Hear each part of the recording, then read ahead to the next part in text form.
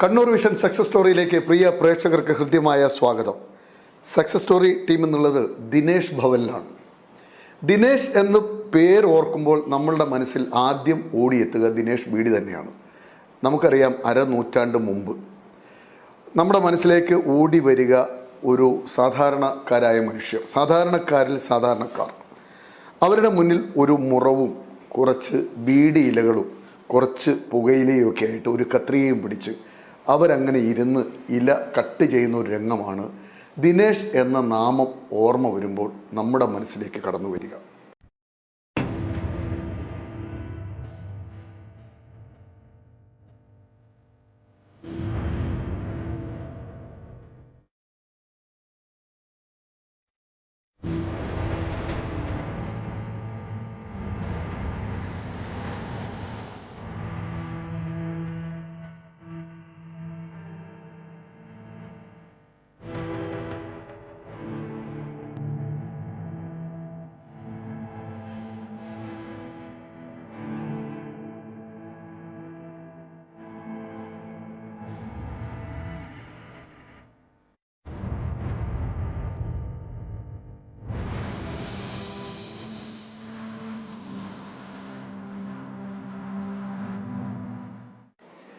ഏതാണ്ട് 1,00,000 പേർ ജോലി ചെയ്തിരുന്ന ഒരു പ്രസ്ഥാനമാണ് ദിനേശ് ബീഡി. അതിനൊരു ചരിത്രമുണ്ട്. ആദ്യം സ്വകാര്യ കമ്പനികളായിരുന്നു ബീഡി വ്യവസായം കൈയടക്കിയിരുന്നത്.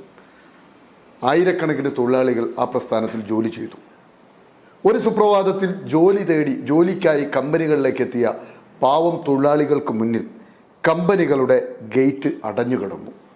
അവർ അമ്പരപ്പോടെ അന്തം വിട്ടു നിന്നു. ഒടുവിലാണ് അവർക്ക് കാര്യം മനസ്സിലായത്. EMS മന്ത്രിസഭ തീരുമാനമെടുത്തു, തൊഴിൽ സംരക്ഷണ നിയമം. ആ നിയമത്തെ അംഗീകരിക്കാൻ തയ്യാറല്ലാത്ത സ്വകാര്യ ബീഡി മുതലാളിമാർ കമ്പനി പൂട്ടി സ്ഥലം വിട്ടു. അവർ കർണാടകയിലേക്കും തമിഴ്നാട്ടിലേക്കും പോയി. നമ്മുടെ പാവപ്പെട്ട തൊഴിലാളികൾ ആകെ ധർമ്മസങ്കടത്തിലായി. പ്രക്ഷോഭങ്ങൾ ആരംഭിച്ചു. അവർ കർണാടകയിലും മംഗലാപുരത്തെ നഗരങ്ങളിലുമെല്ലാം ഇവരുടെ ബീഡി കമ്പനികൾ തേടി കണ്ടെത്തി അവിടെ സമരം ചെയ്തു. അവർ ജയിലിലായി. പ്രക്ഷോഭങ്ങളുടെ നാടുകളായിരുന്നു ആ ദിനങ്ങൾ. പക്ഷേ രക്ഷയുണ്ടായില്ല. ഒടുവിൽ അവർ തീരുമാനിച്ചു, എന്തുകൊണ്ട് ഞങ്ങൾക്ക് ഇങ്ങനെ സ്വന്തമായി ഒരു ബീഡി നിർമ്മാണ സംവിധാനം തുടങ്ങിക്കൂടാ.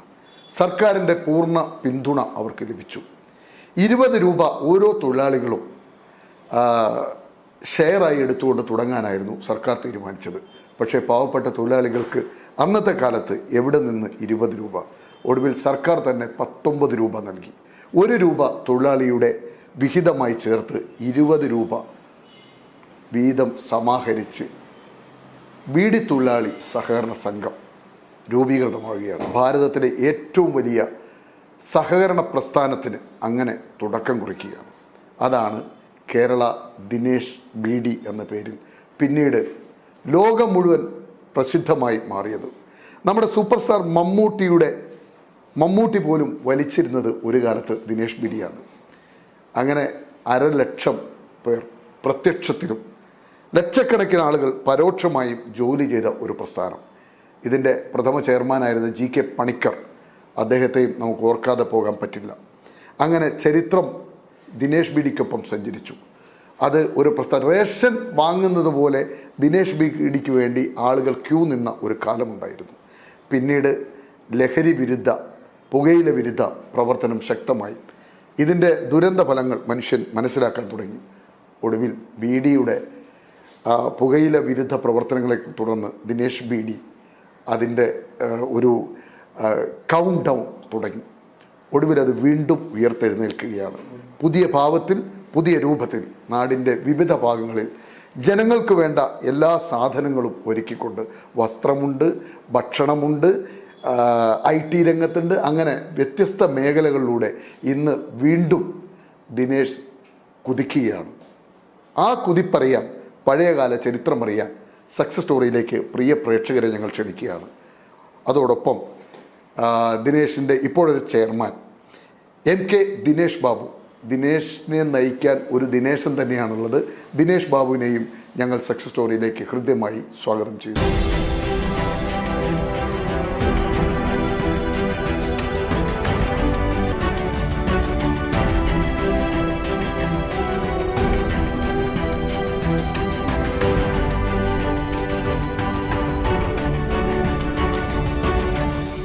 ദിനേഷ് ബാബു നമസ്കാരം. ആമുഖം കുറച്ച് നീണ്ടുപോയി. കാരണം പുതിയ തലമുറക്ക് ദിനേഷ് എന്താണെന്ന് അറിയില്ല, നമ്മുടെ ചരിത്രം അറിയില്ല, പാവപ്പെട്ട തൊഴിലാളികളുടെ അന്നത്തെ കാലഘട്ടത്തിൽ ജീവിതം അറിയില്ല. അതിലേക്ക് പോകുന്നതിന് മുമ്പ് പുതിയ ചെയർമാനെ നമുക്ക് പ്രേക്ഷകർക്കൊന്ന് പരിചയപ്പെടുത്തണം. എവിടെയാണ് താങ്കളുടെ വീട്? എൻ്റെ വീട് പയ്യന്നൂരിൽ വെള്ളൂർ എന്ന് പറഞ്ഞ സ്ഥലം. വെള്ളൂർ എന്ന സ്ഥലത്താണ് ജനനം. പഠനകാലം കരുവള്ളൂർ ഗവൺമെന്റ് ഹൈസ്കൂൾ. ചരിത്രമുറങ്ങുന്ന ചരിത്ര പശ്ചാത്തലമുള്ള കമ്മ്യൂണിസ്റ്റ് പ്രസ്ഥാനത്തിന്റെ വേരോട്ടവും തേരോട്ടവുമുള്ള നാട്ടിലാണ് പഠനം. അത് കഴിഞ്ഞ് പയ്യന്നൂർ കോളേജ്, അത് കഴിഞ്ഞ് അവിടെ പിന്നെ ഞാൻ സർവീസ് കയറി. ഇടതുപക്ഷ സഹയാത്രികനാണ്. സർവീസിൽ ഏതായിട്ടായിരുന്നു സർവീസിൽ കയറിയത്? സർവീസിൽ LD ക്ലർക്കായിട്ട് സർവീസ് പ്രവേശിച്ചു.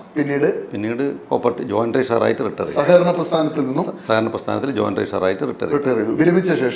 വിരമിച്ച ശേഷം ദിനേശ് ബീഡിയുടെ ചെയർമാൻ 2020 ആഗസ്റ്റ് 11 ഇതിന്റെ ചാർജ് എടുത്തു. ചെയർമാന് ദിനേശിനെ കുറിച്ചുള്ള ഒരു ഓർമ്മ എന്താണ്? കാരണം ദിനേശിന്റെ ചെയർമാൻ പണിക്കർ സാർ ഇരുന്ന കസേരയിലാണ് താങ്കൾ ഇരിക്കുന്നത്.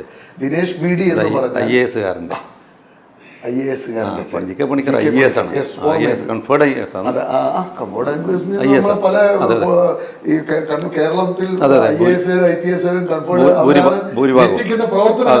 കേരളത്തിൽ പ്രവർത്തനം പോലുള്ള ആളുകൾ നമ്മുടെ മുന്നിലുണ്ട്. അബ്ദുൽ നാസർ, ദേവദാസ്, അങ്ങനെ ഒത്തിരി പേര്.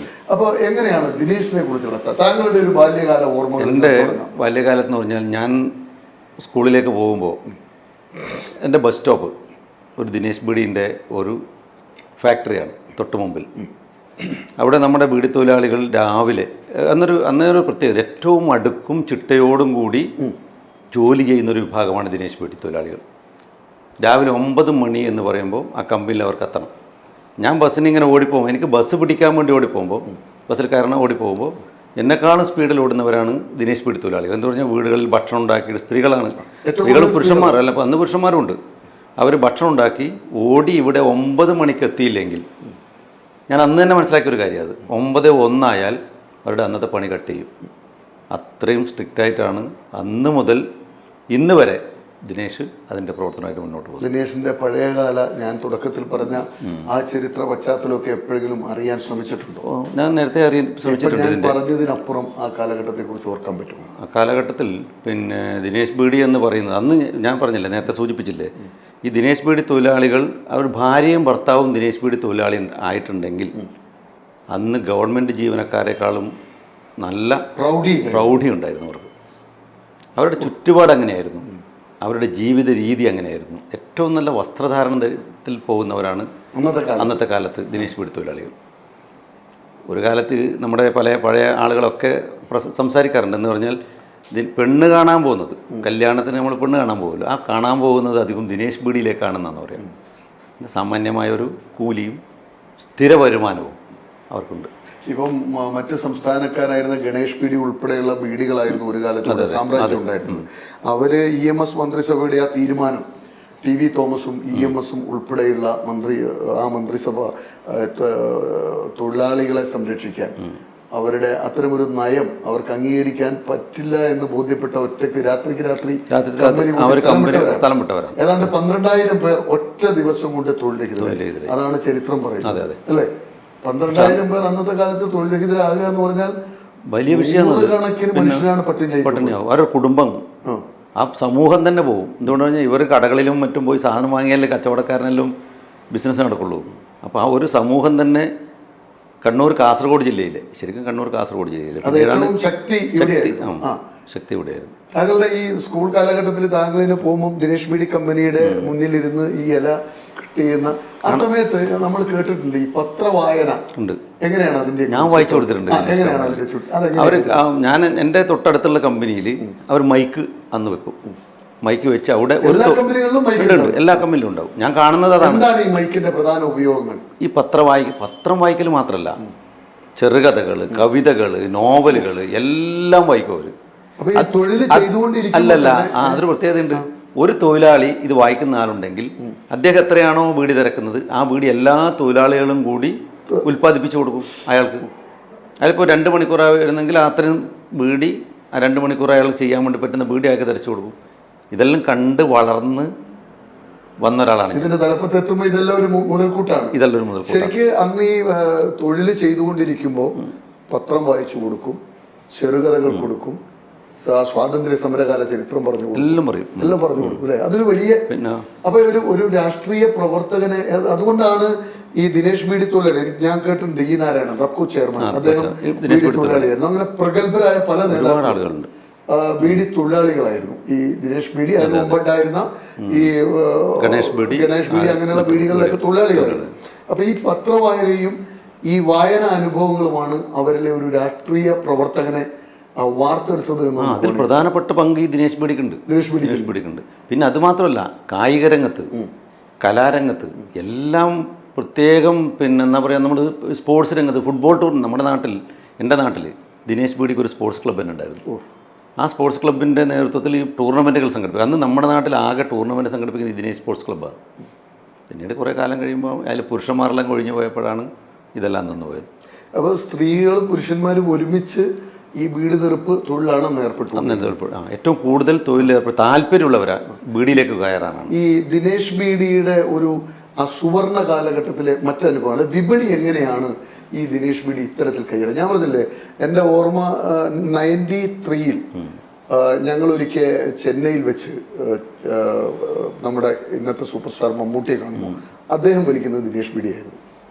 ബാബറി മസ്ജിദ് തകർക്കപ്പെട്ടതിൻ്റെ 1ാം വാർഷികവുമായി ബന്ധപ്പെട്ട് അയോധ്യയിലേക്കുള്ള യാത്രക്കിടയിൽ ഞങ്ങൾ അവിടെ എത്തുന്നത്. അപ്പോൾ സൂപ്പർ സ്റ്റാർ പോലും വലിക്കുന്ന ദിനേശ് ബീഡി. അങ്ങനെ ജനഹൃദയങ്ങളിലേക്ക് ഈ ദിനേശ് ബീഡി എത്തിയതിൻ്റെ അതിൻ്റെ പിന്നിലെ ഒരു നെറ്റ്വർക്കിനെ കുറിച്ച് താങ്കളുടെ ഓർമ്മ? നെറ്റ്വർക്ക് മാത്രമല്ല, നമ്മളിപ്പോൾ എന്തെങ്കിലും ഒരു ഭക്ഷണം കഴിക്കുന്നു, നമ്മൾ ഏറ്റവും നല്ല ഭക്ഷണം, ടേസ്റ്റുള്ള ഭക്ഷണം കഴിക്കാനാണ് താല്പര്യപ്പെടുക.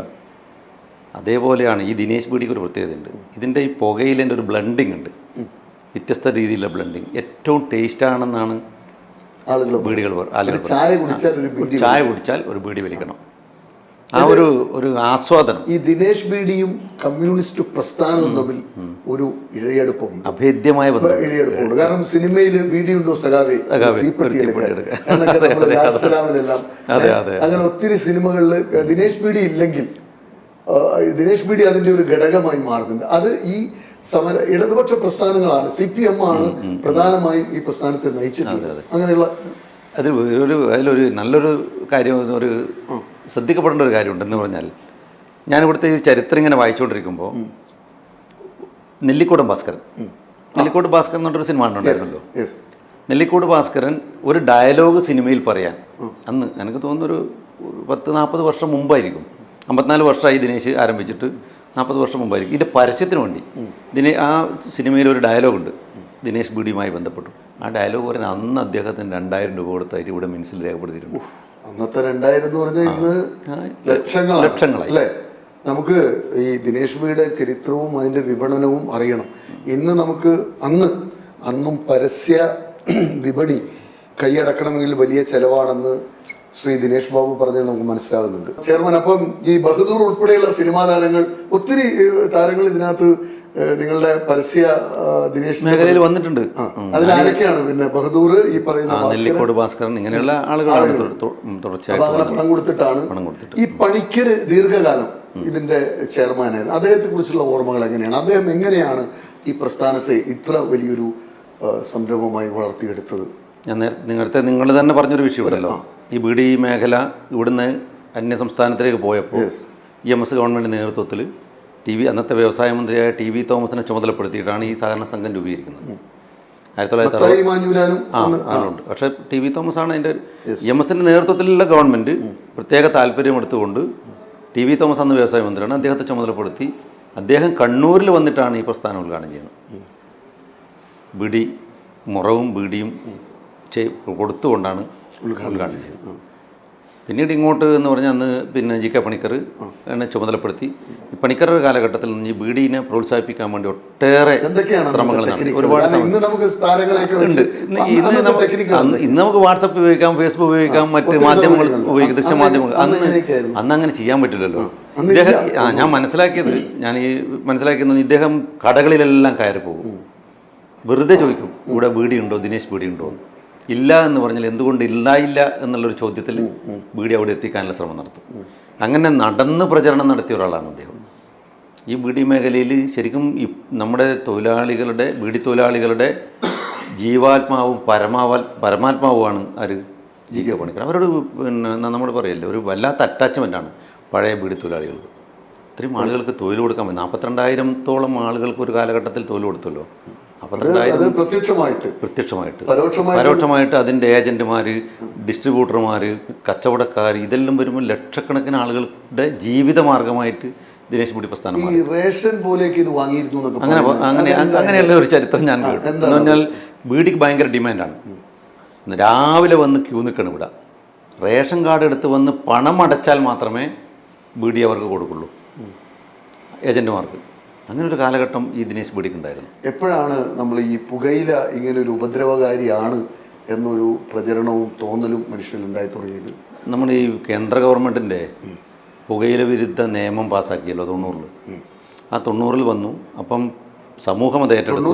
ശക്തമായിട്ട് നിൽക്കുന്ന എല്ലാവരും നിൽക്കുന്ന കാലഘട്ടമാണ്. അപ്പോൾ ശക്തമായ ഒരു പ്രചരണം വന്നു അതിനുശേഷം. അപ്പോൾ വ്യാപകമായി പുകയില ഉൽപ്പന്നങ്ങൾ, ബീഡി മാത്രമല്ല, പുകയില ഉൽപ്പന്നങ്ങളെല്ലാം ആരോഗ്യത്തിന് ഹാനികരമാണ്, ക്യാൻസർ പോലുള്ള മാരക രോഗങ്ങൾ വരും എന്നുള്ള രീതിയിൽ പ്രചരണം വന്നപ്പോൾ ക്രമേണ ആളുകൾ ഇതിൽ നിന്ന് പിന്നോട്ട് പോയി, പുകവലിയിൽ നിന്ന് പിന്നോട്ട് പോയി. അപ്പോൾ തൊഴിലാളികൾക്ക് പുതുതായിട്ട് നമുക്ക് തൊഴിലാളികളെ ഈ ദിനേശിലേക്ക് പിന്നീട് 93-ന് ശേഷം പുതിയ തൊഴിലാളികളെ ഇവിടെ ഉൾപ്പെടുത്താൻ പോലും പറ്റാത്തൊരു സ്ഥിതിയായി. ഗവൺമെൻറ്റിൻ്റെ ആ നയത്തിന് അനുകൂലമായി സപ്പോർട്ട് ചെയ്തുകൊണ്ട് ദിനേശ് മുന്നോട്ട് പോയി, തൊഴിലാളികളെ എടുക്കാതെ. പക്ഷേ നിലവിലുള്ള തൊഴിലാളികളെ സംരക്ഷിക്കണം. ആ തൊഴിലാളികളെ സംരക്ഷിക്കുന്ന ഭാഗമായിട്ടാണ് നമ്മൾ പിന്നീട് വിവിധ മേഖലകളിലേക്ക് കിടന്നത്. പക്ഷെ കഴിഞ്ഞ മാസം അപ്പോൾ ആളുകൾ നമ്മളോട് ചോദിക്കും, ഇപ്പം ബീഡി വിൽപ്പന ഉണ്ടോ? അപ്പോൾ കഴിഞ്ഞ മാസം ഞങ്ങൾ ഏകദേശം 2.5 കോടി രൂപയുടെ ബീഡി വിൽപ്പന നടത്തിയിട്ടുണ്ട് നമ്മുടെ കേരളത്തിൽ. അപ്പം ബീഡി വലിക്കാൻ ആളുകൾ ഇഷ്ടം പോലെ ഉണ്ട്, ഇപ്പോഴും ഉണ്ട്. പക്ഷേ നമുക്ക് പ്രോത്സാഹിപ്പിക്കാൻ പറ്റില്ല. യാതൊരു പ്രചരണവും നമുക്ക് നടത്താൻ വേണ്ടി പറ്റില്ല, പരസ്യം കൊടുക്കാൻ വേണ്ടി പറ്റില്ല, അതിൻ്റെ ഭാഗമായിട്ട് എന്തെങ്കിലും കോംപ്ലിമെൻ്റ് കൊടുക്കാൻ പറ്റില്ല.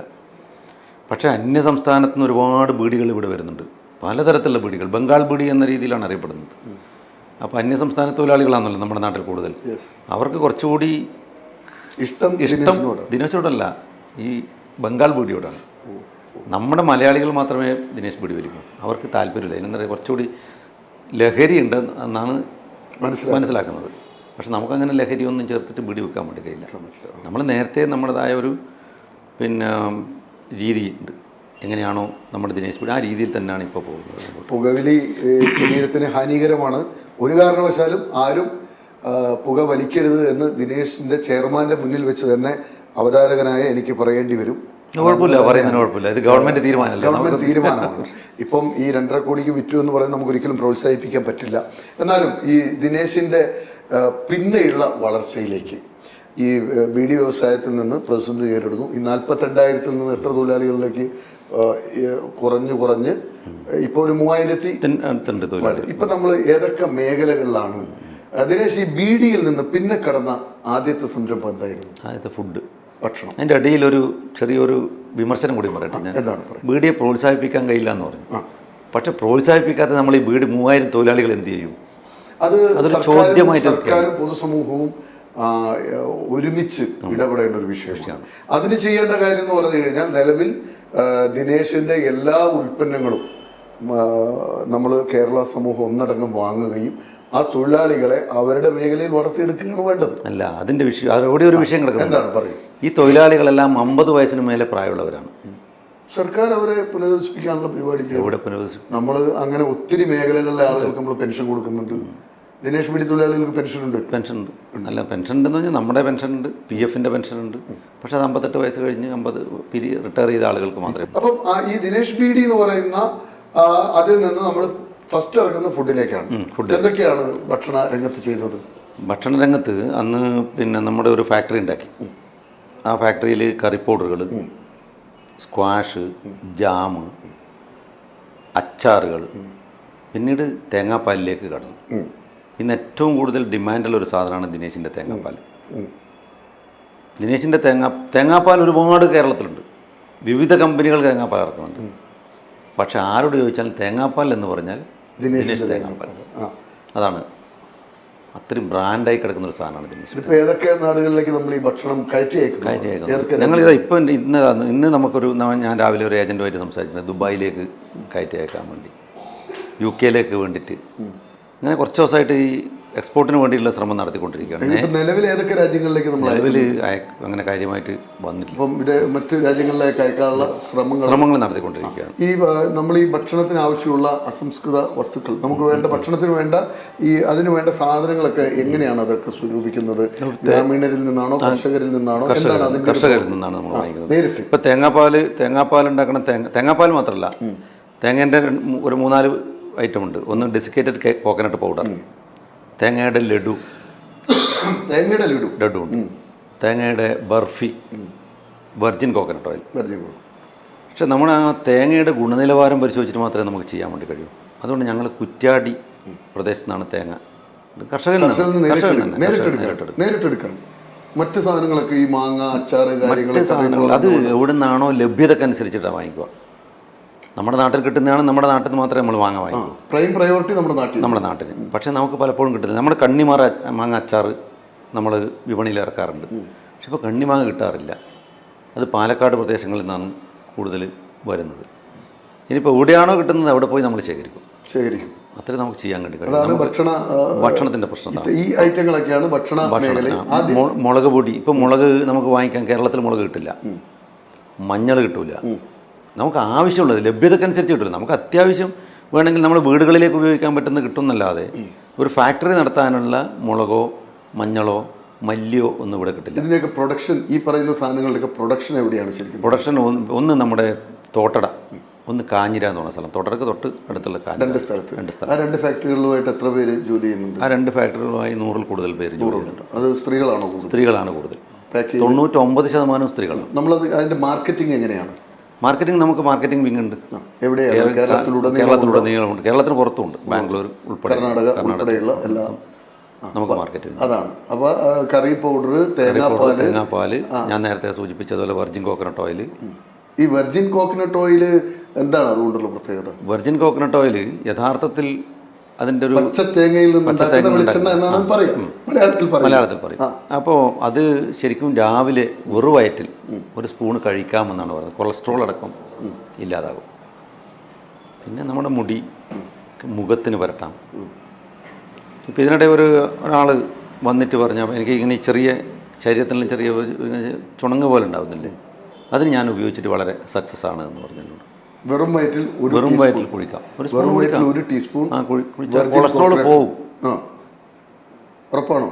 എനിക്ക് കൊളസ്ട്രോൾ ഉണ്ട്. അപ്പോൾ ഈ കൊളസ്ട്രോളിന് എല്ലാ ദിവസവും രാത്രി നമ്മൾ ടൊണാക്ട് ഉൾപ്പെടെയുള്ള വലിയ ടാബ്ലറ്റുകളൊക്കെ ഞാൻ സ്ഥിരമായി കഴിക്കുന്ന ഒരാളാണ്. കേരള ദിനേശിന്റെ വെർജിൻ കോക്കനട്ട് ഓയിൽ മതി എന്നാണ് ചെയർമാൻ പറയുന്നത്. അദ്ദേഹത്തിനെ നമുക്കിപ്പോൾ നിലവിലൊരു ഡോക്ടറായി കാണാം. നാളെ മുതൽ എല്ലാവരും അതൊന്ന് പരീക്ഷിക്കുക. കൊളസ്ട്രോളും ഷുഗറും പ്രഷറും ഒക്കെ ഇന്ന് മലയാളികളുടെ ജീവിതത്തിൻ്റെ ഭാഗമായി കഴിഞ്ഞു. ജീവിത ശൈലി രോഗങ്ങൾ ഏറ്റവും കൂടുതൽ പിടിപെട്ടിട്ടുള്ളത് മലയാളികൾക്കാണ്. അതിനുള്ള ഒരു ഒറ്റമൂലിയാണ് ഇദ്ദേഹം പറഞ്ഞത്. ദിനേശിൻ്റെ വെർജിൻ കോക്കനട്ട് ഓയിൽ, പച്ച തേങ്ങയിൽ നിന്നുള്ള പച്ച വെളിച്ചെണ്ണ. മലയാളത്തിൽ പറഞ്ഞാൽ അതാണ്. ഇതിൻ്റെ വെളിച്ചെണ്ണ വാങ്ങിയാൽ ഒത്തിരി, ഇതൊരു സഹകരണ പ്രസ്ഥാനമാണ്. ഇത് വളരുമ്പോൾ നമ്മുടെ നാടാണ് വളരുക. വെർജിൻ കോക്കനട്ട് ഓയിൽ എല്ലാവരും സ്ഥിരമായി ഉപയോഗിക്കും എന്ന് തന്നെയാണ് ചെയർമാനും നമ്മളും പ്രതീക്ഷിക്കുന്നത്, അല്ലേ? ഭക്ഷണത്തിന് ശേഷം പിന്നെ കടന്നു വന്ന ഭക്ഷണത്തിൽ തന്നെ ഗോതമ്പ് പൊടിയുണ്ട് നമുക്ക്. ഗോതമ്പ് പൊടി എന്ന് പറഞ്ഞാൽ സാധാരണ എല്ലാ കമ്പനികളും തയ്യാറാക്കുന്നത് വ്യത്യസ്തമായിട്ട് ഞങ്ങൾ തയ്യാറാക്കുന്നത്. അതിൻ്റെ പ്രത്യേകത എന്ന് പറഞ്ഞാൽ ഞങ്ങൾ ഗോതമ്പ് കഴുകി ഉണക്കി പൊടിച്ചിട്ടാണ് ആളുകൾ കൊടുക്കുന്നത്. അതിൽ മറ്റൊരു മായവും. സാധാരണ ഇപ്പം ഗോതമ്പ് പൊടി എന്ന് പറഞ്ഞ് നമ്മുടെ നാടുകളിൽ കിട്ടുന്ന ആട്ടപ്പൊടി എന്നാണ് പറയുക. ഗോതമ്പ് പൊടി എന്നാരും പറയാറില്ല പൊതുവെ. ഒരു കമ്പനിയുടെ പേരിൽ ഇല്ല എന്നാണ് എനിക്ക് തോന്നുന്നത്. ആട്ടാന്ന് പറയാം, കമ്പനിയുടെ ആട്ട. നമ്മുടേത് ദിനേശ് ഗോതമ്പ് പൊടിയാണ്. അതിൻ്റെ പിന്നിൽ എനിക്ക് തോന്നുന്നത് അവർ ഗോതമ്പ് മാത്രമല്ല ചേർക്കുന്നത്, അതിൽ മൈദ കൂടി ചേർക്കുന്നുണ്ട്. എന്തുകൊണ്ടാണെന്നറിയില്ല, അവരതിൻ്റെ ഒരു പേരങ്ങനെ ആയിരിക്കും കണ്ടത്. പക്ഷെ ഇതിലും ഭൂരിഭാഗത്തിലും മൈദ ഉൾപ്പെടുന്നുണ്ട്. പക്ഷെ നമ്മുടെ ഇതിൽ ഒരു കാരണവശാലും ചേർക്കുന്നില്ല. പിന്നെ പുട്ടുപൊടി, റവ വറുത്തത്, ഇത്തരം മേഖലയിലേക്ക് കൂടി നമ്മൾ കടന്നു പോയിട്ടുണ്ട്. നമുക്ക് നല്ല മാർക്കറ്റാണ് ഗോതമ്പ് പൊടിക്ക്, ഞങ്ങൾ ധൈര്യത്തിൽ പറയുകയാണ്. ഈ ഇത്തരം സാധനങ്ങൾ, ഈ ഭക്ഷണ സാധനങ്ങൾക്ക് ശേഷം പിന്നെ കൈവച്ച മേഖല നമ്മൾ കുടയിലേക്ക്. കുട ദിനേശ് കുട. അതിൻ്റെ വിപണി എങ്ങനെയുണ്ട്? ദിനേശ് കുട എന്ന് പറയുന്നത് നല്ല വിപണിയാണ്. കഴിഞ്ഞ തവണ ഒരു 5 കോടി രൂപയുടെ കുട വിൽപ്പന നടത്താൻ നമുക്ക് സാധിച്ചിട്ടുണ്ട്. എങ്ങനെയാണ്? 40-ഓളം തൊഴിലാളികൾ അതിൻ്റെ ഭാഗമായിട്ടുണ്ട് ഇപ്പോഴും. അതിന്റെ നിർമ്മാണത്തിനുള്ള റോ മെറ്റീരിയൽ ഞങ്ങൾ പിന്നെ ബോംബെയിൽ നിന്നാണ് വരുത്തുന്നത്. ഇപ്പം നമ്മളത് മാറിയിട്ട് ചൈനയിൽ നിന്ന് ഡയറക്റ്റായിട്ട് എടുക്കാനുള്ള ഒരു ശ്രമം നടന്നത്. ഈ ചൈനയിൽ നിന്നാണല്ലോ ഈ ഭൂരിഭാഗം തായ്വാൻ വഴി എല്ലാം വരുന്നുണ്ട്. അപ്പോൾ അങ്ങനെ ഒരു ശ്രമം നടത്തിക്കൊണ്ടിരിക്കുകയാണ്. എന്താ പറഞ്ഞാൽ എന്നാൽ ഇതിനെ കുറച്ചുകൂടി ആളുകൾക്ക് വില കുറച്ച് കൊടുക്കാൻ വേണ്ടി കഴിയും. പല തരത്തിലുള്ള കുടകളുണ്ട് നമുക്ക്. ഏകദേശം ഏകദേശം 100-ൽ കൂടുതൽ കുടകളുണ്ട്. ടൈപ്പ് കുടയുണ്ട്. 100 ടൈപ്പ് കുടയുണ്ട് നമുക്ക്. അത് നല്ല ബ്രാൻഡിങ് ആണല്ലോ. എന്താണ് നിങ്ങളുടെ കുടകളിലെ പ്രത്യേകതകളുടെ കുടകൾ ഏതൊക്കെയാണ്? കുടയുടെ നമ്മുടെ ഒരു പ്രത്യേകത ഉള്ളതെന്ന് പറഞ്ഞാൽ ഗോഡ് ഫാദർ എന്ന് വെച്ചൊരു കുടയുണ്ട്. എന്താണ് ആ ഗോഡ് ഫാദറിൻ്റെ കുടയുടെ പ്രത്യേകത? ഗോഡ് ഫാദർ എന്ന് പറഞ്ഞ കുട ഏറ്റവും നല്ല ഉറപ്പുള്ള കുടയാണ്. ഗോഡ് ഫാദർ എന്നൊരു കരിമ്പിന്റെ കരുത്തുണ്ട്, അതുകൊണ്ട് കരുത്തുണ്ട്. ദിനേശിന് കുടക്കെല്ലാം കരുത്തുണ്ട്. ഗോഡ് ഫാദറിന് കുറച്ച് ടെക്നിക്കില്ല, അത് ഓട്ടോമാറ്റിക് കൂടെയാണെന്നേ ഉള്ളൂ. ഓട്ടോമാറ്റിക്കായി തുറക്കാം, ഓട്ടോമാറ്റിക്കായിട്ട് അടക്കാം. ഓട്ടോമാറ്റിക് എന്ന് പറഞ്ഞാൽ സാധാരണ സ്വിച്ചിൽ നിന്ന് വ്യത്യസ്തമായിട്ട് മറ്റൊരു മോഡലാണ്, ഒരു പ്രത്യേക ടൈപ്പ്. ഞാൻ തന്നെ ഈ ദിനേശിൽ വരുന്നതിന് മുമ്പേ ഉപയോഗിച്ച് 5 വർഷം ഉപയോഗിച്ചൊരു കുടയാണ് ഒരു കുട. സ്വിച്ചല്ല, ഒരു പ്രസ്സിങ്, ഒരു തള്ളലാണ്. അതേപോലെ ആ തള്ളിയ സ്ഥലം വലിച്ചാൽ തിരിച്ച് വലിച്ചാൽ കുട അടച്ചും വരും. 5 വർഷം ഞാൻ ഉപയോഗിച്ചിട്ടുണ്ട് ആ കുട ദിനേശിൽ വരുന്നതിന് മുമ്പ്. അപ്പോൾ അത്രയും അതിന്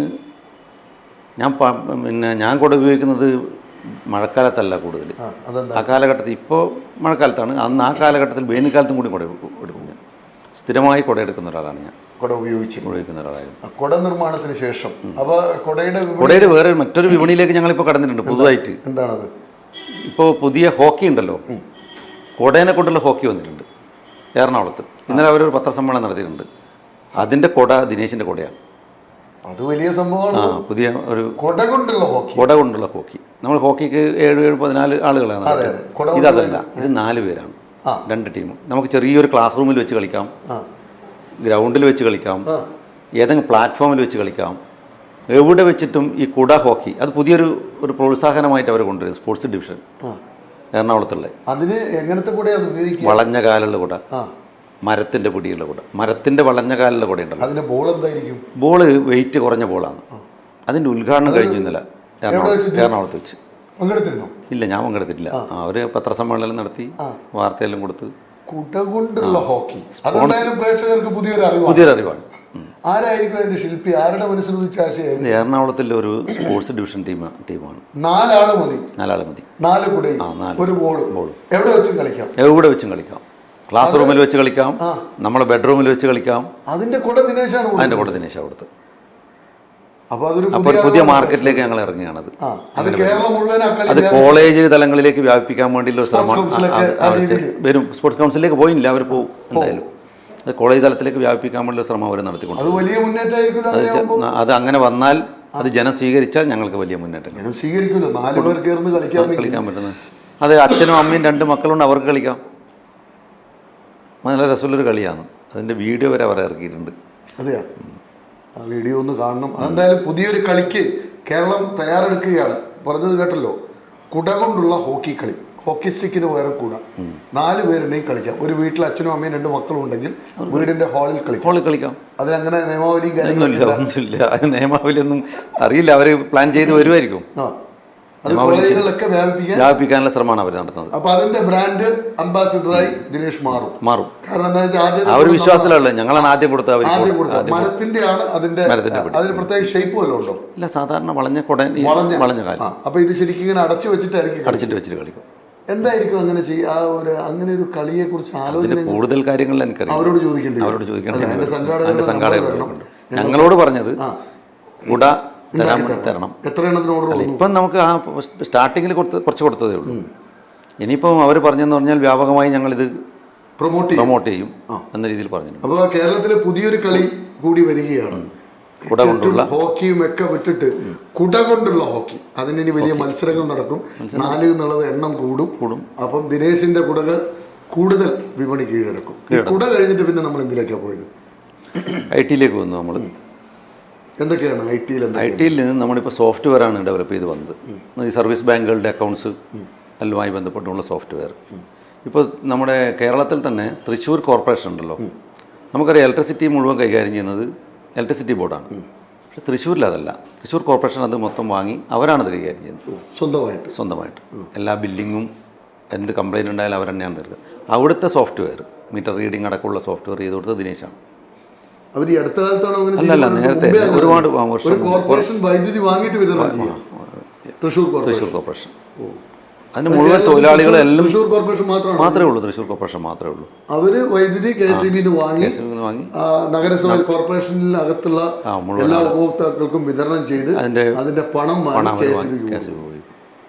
അപ്പൊ അതിന്റെ സോഫ്റ്റ്വെയർ ദിനേശാണ് ചെയ്തത്. ഇപ്പം ഈ സോഫ്റ്റ്വെയർ ഒക്കെ ചെയ്യുമ്പോൾ വലിയ ഹൈജാക്ക് നടക്കുന്ന ഒരു കാലമാണ്. ലോകം ഇന്ന് നേരിടുന്ന ഏറ്റവും വലിയ പ്രതിസന്ധി ഡാറ്റ ചോർച്ചയാണ്. അതിനെയൊക്കെ നേരിടാൻ എന്തെല്ലാം ഇപ്പോൾ ബ്ലോക്ക് ചെയിൻ ഉൾപ്പെടെയുള്ള അഡ്വാൻസ്ഡ് സംവിധാനങ്ങളെ കുറിച്ച് ആലോചനയുണ്ടോ? അതൊക്കെ എങ്ങനെയാണ്? ഞങ്ങൾ ആ മേഖലയിൽ ഞങ്ങളുടെ സോഫ്റ്റ്വെയർ മറ്റ് സോഫ്റ്റ്വെയറെ പോലെയല്ല, പെട്ടെന്ന് അങ്ങനെ ബ്രേക്ക് ചെയ്യാൻ പറ്റില്ല. അതിൽ നല്ല സെക്യൂർഡാണ്. നമുക്ക് ഡാറ്റാ സെൻറ്റർ അടക്കമുണ്ട്. ഡാറ്റാ സെൻറ്ററുള്ള ഏഷ്യയിലെ തന്നെ ഒരു സഹകരണ സ്ഥാപനം എന്ന് പറയുന്നത് ദിനേശ് മാത്രമാണ്. വേറെ ആർക്കും ഇല്ല. എന്നാൽ പ്രൈവറ്റ് വ്യക്തികൾക്കുണ്ടോ ഇതിൻ്റെ സ്ഥാപനങ്ങൾക്ക് ഇത്ര വലുതുണ്ടോ എന്ന് എനിക്കറിയില്ല. ഏറ്റവും വലിയ സഹകരണ സ്ഥാപനം ഏഷ്യയിലെ തന്നെ കേരള ദിനേശാണ്, ഡാറ്റാ സെൻറ്റർ ഉൾപ്പെടെയുള്ള. പിന്നെ ഞങ്ങളിപ്പോൾ പുതിയ മേഖലയിലേക്ക് കടന്നിട്ടുണ്ട്. എന്ന് പറഞ്ഞാൽ വാട്ടർ മീറ്റർ ഉണ്ടല്ലോ, വാട്ടർ അതോറിറ്റി. ആ വാട്ടർ മീറ്ററിന് ചില സ്ഥലത്തെല്ലാം കംപ്ലയിൻ്റ് ഉണ്ടാകാം, വെള്ളം അനാവശ്യമായി ആളുകൾ ഉപയോഗിക്കാം. ഇതെല്ലാം സെർച്ച് ചെയ്തിട്ട് വാട്ടർ ഡിപ്പാർട്ട്മെൻറ്റിന് അതോറിറ്റിക്ക് കൊടുക്കാൻ വേണ്ടി പറ്റുന്നൊരു സോഫ്റ്റ്വെയർ ഡെവലപ്പ് ചെയ്ത് അതിൻ്റെ പ്രവർത്തനമായിട്ട് മുന്നോട്ട് പോവുകയാണ് ഇപ്പോഴും. അതിൽ പാലക്കാട് ജില്ലയിൽ നമ്മൾ ഫസ്റ്റ് പരിപാടി ആലോചിച്ചുകൊണ്ട് നടപ്പിലാക്കിക്കൊണ്ടിരിക്കുകയാണ്. അത് ഏകദേശം എനിക്ക് തോന്നുന്നു ഒരു മാസത്തിനകം അത് പൂർത്തിയാവും. പിന്നെ നമ്മൾ പുതിയ മേഖലയിലേക്ക് കിടക്കുന്നത് പറഞ്ഞാൽ ഈ വനം മേഖലയിലേക്ക് ദിനേശിൻ്റെ ഒരു പുതിയ സോഫ്റ്റ്വെയർ ഉണ്ടാക്കാൻ പോവാണ്. വന്യമൃഗങ്ങൾ ഗ്രാമത്തിലേക്ക് ഇറങ്ങി വലിയ പ്രശ്നങ്ങൾ പ്രതിസന്ധി ഉണ്ടാക്കാൻ പോകും. ആ വന്യമൃഗങ്ങളെ ഐഡൻറ്റിഫൈ ചെയ്ത് അത് പുറത്തേക്ക് ഇറങ്ങുമ്പോൾ മെസ്സേജ് പോകാൻ പറ്റുന്ന ഒരു സോഫ്റ്റ്വെയർ ഡെവലപ്പ്. വലിയ ജനത്തിന് പ്രത്യേകിച്ച് വയനാട് മലയോര മേഖല അപ്പോൾ അത് നമ്മൾ അവർക്ക് ഒരാളെ കൊന്നു, മെസ്സേജ് പുറത്തു വന്നാൽ ഉദ്യോഗസ്ഥർക്ക് മുൻകരുതലെടുക്കാം, അനൗൺസ്മെന്റ് ചെയ്യാം. ആ രീതിയിലുള്ള സോഫ്റ്റ്വെയറുമായിട്ട് മുന്നോട്ട് പോവുകയാണ്. അപ്പോൾ അത് റെഡിയായില്ല, എന്തായാലും നമ്മളത് പോകും. പിന്നെ ജലനിരപ്പ് വരുന്നത് പുഴകളിലും മറ്റും, അപ്പോൾ അതിനൊരു അലേർട്ട് കൊടുക്കാൻ വേണ്ടി പറ്റുന്ന രീതിയിൽ ജലനിരപ്പ് വരുമ്പോൾ അലേർട്ട് കൊടുക്കാൻ വേണ്ടി പറ്റുന്ന ഒരു സോഫ്റ്റ്വെയറിൽ കൂടി മുന്നോട്ട് പോവുകയാണ്. അങ്ങനെ പുതിയ പുതിയ മേഖലകളിലേക്ക്. ചെറിയ കളിയല്ല, എല്ലാം വലിയ കളിയാണ്. നമ്മുടെ കണ്ണൂർ ജില്ലാ പഞ്ചായത്ത് പുതിയൊരു പദ്ധതി ആസൂത്രണം ചെയ്തിട്ടുണ്ട്. തൊഴിൽ ബാങ്ക്, ലേബർ ബാങ്ക്. ആ ബാങ്ക് എന്ന് പറഞ്ഞാൽ ആളുകൾക്ക് തൊഴിൽ, ഇപ്പോൾ ഇലക്ട്രീഷ്യനെ വേണം, അല്ലെങ്കിൽ തെങ്ങുകയറ്റ തൊഴിലാളിനെ വേണം, അങ്ങനെ ഓരോ തൊഴിലാളികൾ വേണമെങ്കിൽ നമ്മുടെ ഒരു സോഫ്റ്റ്വെയർ ഡെവലപ്പ് ചെയ്തിട്ടുണ്ട്. അതൊന്ന് ക്ലിക്ക് ചെയ്ത് കൊടുത്താൽ ആ ആൾ വീട്ടിലെത്തും. വീട്ടിലെത്തും. അപ്പോൾ അതിൻ്റെ സോഫ്റ്റ്വെയർ ഇപ്പോൾ കഴിഞ്ഞ ആഴ്ച അത് ദിനേശ് സമസ്ത മേഖലകളിലും കൈവക്കാൻ വേണ്ടി പോകുന്നത്. ദിനേശ് ബീഡി പോയാലും നമ്മൾ തളരൂല. നമ്മൾ തളരുന്ന പരിപാടിയില്ല. ഞങ്ങൾ ഒരുപാട് ആളുകൾ ഇപ്പം നമ്മുടെ വൈവിധ്യവൽക്കരണ മേഖലയിൽ 500-ൽ കൂടുതൽ ആളുകൾ ജോലി ചെയ്യുന്നുണ്ട്. ഞങ്ങൾ ഒരു 1000 പേർക്കെങ്കിലും ഒരു 2025 ജോലി കൊടുക്കാൻ പറ്റുമോ എന്നുള്ള ഒരു ഭഗീരഥ ശ്രമത്തിലാണുള്ളത്. തെങ്ങ് കയറാൻ ആളെ കൊടുക്കും, ഞങ്ങൾ കൊടുക്കില്ല, സോഫ്റ്റ്വെയർ കൊടുക്കും. സോഫ്റ്റ്വെയറിന്റെ ഉപജ്ഞാതാക്കൾ ഇനി അങ്ങോട്ട് പോയാൽ വനത്തിൽ നിന്ന് ഏറ്റവും കൂടുതൽ അറിയാം. കടുവ ഒരു വയനാട്ടിലെ ഒരു ചെറുപ്പക്കാരനെ 35 വയസ്സുള്ള ഒരു ചെറുപ്പക്കാരനെ പകുതി ഭക്ഷിച്ച് കൊലപ്പെടുത്തിയത് നമ്മൾ കേട്ടിട്ടേ ഉള്ളൂ. നാട്ടിലെ മുഴുവൻ മലയോരത്ത് ഉൾപ്പെടെ വലിയ രീതിയിലാണ്. അതിന് സംരക്ഷിക്കാൻ വേണ്ടിയുള്ള ഒരു പരിപാടിയാണ്. ജലനിരപ്പ് ഉയർന്നാൽ നമ്മൾ അറിയും. അതിനുള്ള സംവിധാനം ഉണ്ടാകാൻ പോകും. അങ്ങനെ വിവിധ മേഖലകളിലേക്ക് ഞങ്ങളിങ്ങനെ കടന്നു പോകും. ഹൈടെക് ആവുകയാണ്. ഡിജിറ്റൽ ഇന്ത്യക്കൊപ്പം ദിനേശ് ഡിജിറ്റൽ പുതിയ തലമുറയെ മുഴുവൻ ഇതിലേക്ക് ആകർഷിച്ചു കൊണ്ടുവന്ന് അവർക്ക് തൊഴിൽ കൊടുക്കാൻ പറ്റുന്ന ഒരു സംവിധാനം. അതാണ് നമ്മുടെ ഉദ്ദേശം. ഒരു ലേബർ തൊഴിലാളിയോട് ഡാറ്റാ ബാങ്കിനോട് തൊഴിൽ ബാങ്ക് ആ രീതിയിൽ നിങ്ങൾ ആലോചിച്ചുകൊണ്ട് IT രംഗത്തല്ലാതെ പിന്നെ ഏത് മേഖലയിലേക്കാണ്? പിന്നെ ഞങ്ങൾ അപ്പാരൽസ് മേഖലയിലേക്ക്. എന്താണ് അവിടെ? അപ്പാരൽസ് മേഖലയിൽ ഞങ്ങൾ അധികം എക്സ്പോർട്ടാണ്. എന്തൊക്കെയാണ്? പിന്നെ ഷർട്ട്, അതുപോലെ കുട്ടികളുടെ ഉടുപ്പ്, ഇങ്ങനെയുള്ള മേഖലയിലേക്കാണ് പോയത്. പിന്നെ ഡൊമസ്റ്റിക് ആയിട്ട് ഞങ്ങൾ ഷർട്ടും പിന്നെ ലേഡീസ് വസ്ത്രങ്ങളും ലിനൻ്റെ ഉണ്ട്. അതിൽ ഫുൾ കോട്ടൺ ഷർട്ടുകൾ മാത്രം. ഏറ്റവും സ്വീകാര്യതയുള്ള ഷർട്ടാണ് ഞങ്ങൾ. നമുക്കൊരു ഡി എക്സ്പ്രസ് എന്ന് പറഞ്ഞൊരു ഷർട്ടുണ്ട്, കണ്ടിട്ടുണ്ടോ എന്ന് എനിക്കറിയില്ല. പോക്കറ്റെല്ലായി മറ്റേ ഒരു പഴയ പട്ടാളം മോഡലിൽ മറ്റൊരു സ്റ്റൈല്. അതിന് ഏറ്റവും കൂടുതൽ ആളുകൾ നമ്മുടെ അടുത്ത് വരുന്നത് ഈ മാധ്യമ പ്രവർത്തകരാണ്. എന്താണ് അതിൻ്റെ കാരണം? അവർക്ക് കുറേ കടലാസ് ഉണ്ടാവും, ഫോൺ ഉണ്ടാവും, ഇതൊക്കെ വെക്കാൻ വേണ്ടി 2 പോക്കറ്റുകൾ. പേര് ഡി എക്സ്പ്രസ്. അപ്പൊ നമ്മളിത് വാങ്ങി വെക്കണം, നിർബന്ധമായിട്ടും വേണം. അത് അത്യാവശ്യമാണ്. മാധ്യമപ്രവർത്തകർ നിർബന്ധമാണ്, രാഷ്ട്രീയ പ്രവർത്തകർ അതേപോലെ പേരും പേപ്പറും ഇല്ലല്ലോ. ഇല്ല, വേണ്ട. ഒരാൾ ഫോണില്ലേ, 2 ഫോണില്ലേ, 2 ചില ആളുകൾക്ക് 2 or 3 ഫോൺ ഉണ്ടാവും. പോക്കറ്റ് വെക്കാൻ നമുക്ക് 2 ഫോൺ കൈ പിടിച്ച് നടക്കണ്ടല്ലോ. അപ്പൊ അതിനു വേണ്ടി ഉപയോഗിക്കാമല്ലോ നമുക്ക്. D express Dinesh D express. വേറെ ഏതൊക്കെ മോഡലുകളാണ്? പിന്നെ ഡ്യൂക്ക് എന്നുണ്ട്, അത് സാധാരണ ഡ്യൂക്ക്, മറ്റേ ബൈക്കിന്റെ ഡ്യൂക്കാണ്. അല്ലല്ല, ദിനേശ് ഡ്യൂക്ക് അതിന്റെ ഒരു പേരാണ്. അത് ഏത് ഇപ്പം നിങ്ങൾ പത്രക്കാർക്ക് ഒരു ഷർട്ടായി? അല്ല, പത്രക്കാർക്ക് മാത്രമല്ല, അത് എല്ലാവർക്കും പറ്റും. ഞാൻ പറഞ്ഞത് അല്ല, ഓരോ ഷർട്ട് വിപണിയിൽ ഇറക്കുമ്പോഴും നിങ്ങൾക്ക് ഒരു മേഖല ഉണ്ടാവും ചെറുപ്പക്കാരെ ആകർഷിക്കാൻ. അതേതാണത്? അല്ല, അത് സാധാരണ എല്ലാ ഷർട്ടും ഉണ്ട് ഇറക്കണ്ടേ, നല്ല ഡിസൈനുള്ള ഷർട്ടുകൾ ഇപ്പോൾ ഇറക്കിയിട്ട്. ഈ ഡി എക്സ്പ്രസ് തന്നെ ചെറുപ്പക്കാർക്കുള്ളതുണ്ട്. ഷർട്ടേ ഉള്ളൂ, ചുരിദാറൊന്നുമില്ല. ഇല്ല, ചുരിദാർ ആരംഭിച്ചിട്ടുണ്ട് ഇപ്പോൾ. ടോപ്പ് മറ്റ് മേഖലയിലേക്കും കടന്നു വരാം. ജീൻസ് അല്ല പുരുഷ മേധാവിത്വമൊന്നുമില്ല, എല്ലാം നമ്മൾ തയ്യാറാക്കി വരികയാണ്. പിന്നെ ജീൻസ് പാൻറ്റ്, അതുപോലെ ലെഗിൻസ്, അതിൻ്റെ എല്ലാം തയ്യാറെടുപ്പ് നടത്തിക്കൊണ്ടേ ഇരിക്കുകയാണ്. നമുക്ക് 250 തൊഴിലാളികളുണ്ട് ഈ അപ്പാരൽസ് മേഖലയിൽ.